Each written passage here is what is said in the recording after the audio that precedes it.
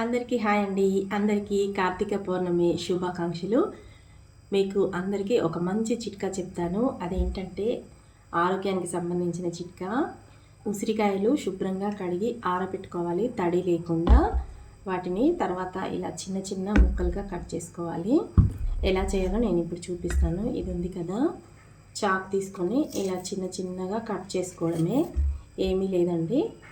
ఇలా కట్ చేసుకున్న ముక్కలన్నిటినీ చూసారా, ఇలా కట్ చేసుకోవాలి.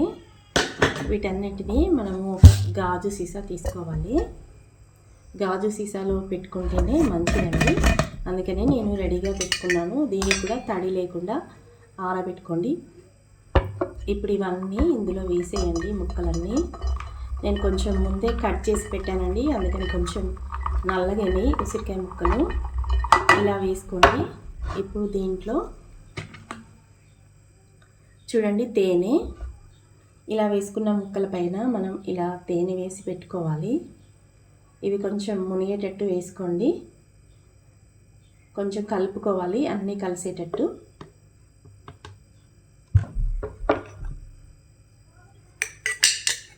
చూస్తున్నారు కదా, ఇలా అన్నీ కలిసేటట్టు వేసుకోండి ముక్కలన్నీ.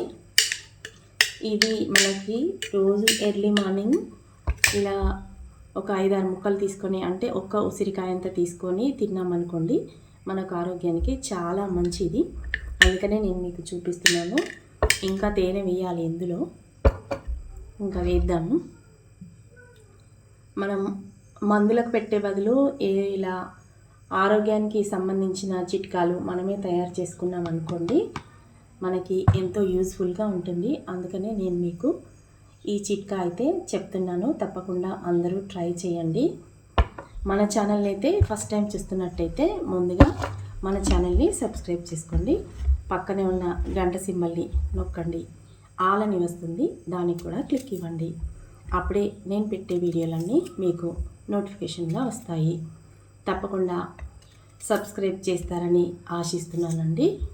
ఇంతవరకు నా ఛానల్ని సబ్స్క్రైబ్ చేసిన వాళ్ళందరికీ పేరు పేరున ధన్యవాదాలు తెలియజేసుకుంటున్నాను. ఎప్పుడు ఇలాగే నాకు సపోర్ట్ చేస్తారని ఆశిస్తున్నాను.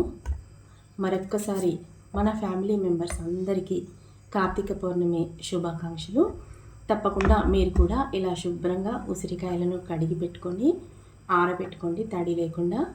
ఆ తర్వాత చిన్న చిన్న ముక్కలుగా కట్ చేసుకోండి. ఒక గాజు బాటిల్ తీసుకొని ఇందులో వేసుకోండి.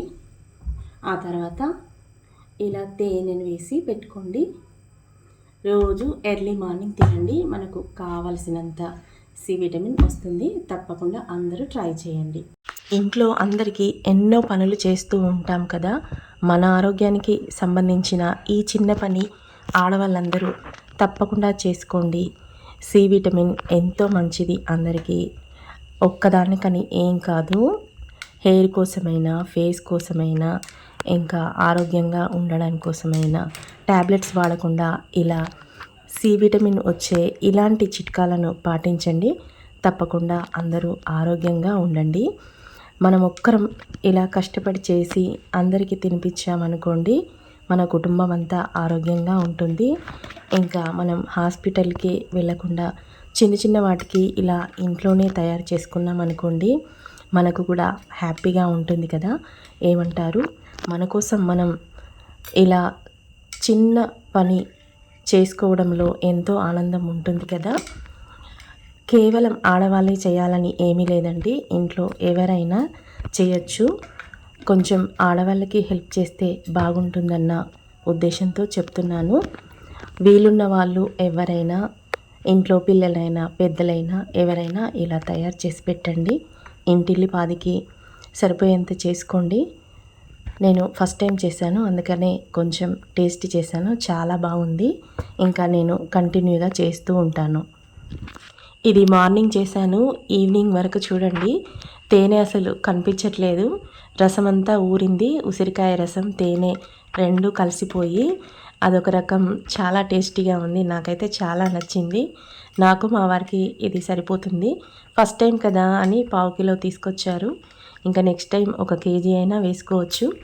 మనం సి విటమిన్ న్యాచురల్ కాబట్టి ఎంత తిన్నా మనకి ఏం కాదు.